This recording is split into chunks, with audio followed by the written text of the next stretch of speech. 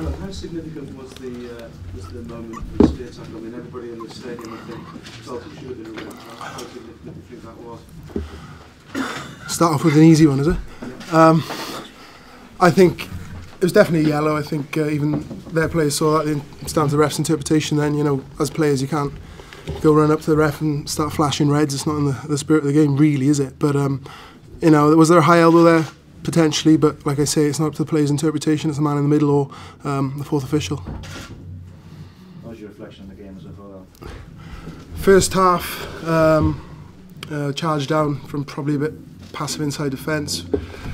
Got the try there, and then the second one we just dropped the ball, turnover, pick and run. We felt probably a bit hard done by, but then when we tried to play rugby like we did, those mistakes were going to cost us when we're, you know, that spread out across the park, and they did. Second half, we were under the cosh probably for the 25 minutes. We felt we, you know, again, set piece probably put us under pressure, and some penalties squeezed us into our own third. But then, you know, last 6 minutes, we've got one man overlap, we've tucked and run. You know, we've gone the wrong way another time. You know, we were trying to play rugby, and we didn't want to be left wondering. I don't think we were, to be honest with you. Narrow margins, it's just that step back.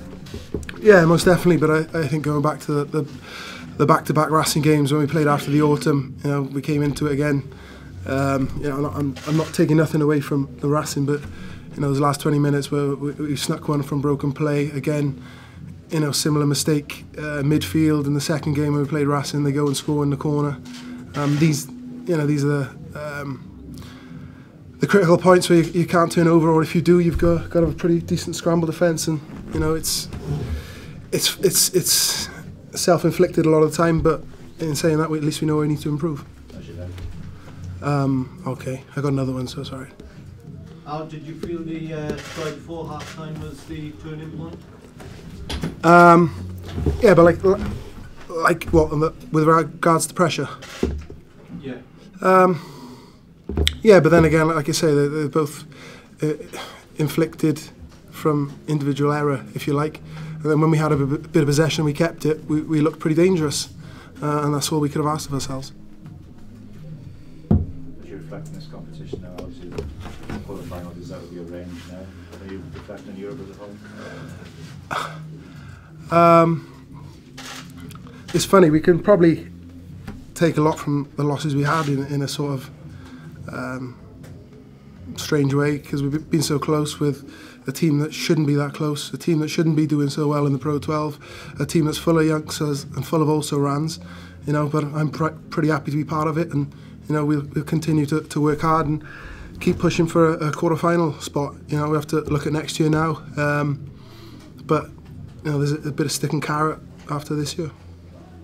What was your assessment of Northampton, Alan? I think they were efficient. You know, they had two opportunities, they took it, and I think our naivety played into their hands, particularly in the second half when we give piggybacks, penalties, and then they just slot the points and pressure, soak up. And when you do play a lot of rugby, you're prone to making mistakes, and we did that. The opportunities came particularly late on in our phase play as we spread out, and you know, lost numbers at breakdown. They were turning it over in the 15. They did that probably 3 times on our 22, on their 22 in the first half, and then they had more opportunity in the second half. So, you know, credit to them. Are you optimistic things are improving here for next season? You tell me. You're from the outside looking in. I know what's going on the inside, but you know, there's probably a small proportion of people out there that probably still don't think we deserve to be where we are in the Pro 12, and that they're more than welcome to that. But you know, we can't help other teams losing, and we can help the run of fixtures that we had. So I think definitely so. People's perspective probably still won't change until we see if we get to a playoff spot, because you know the points are pretty narrow at the top of the Pro 12 at the minute.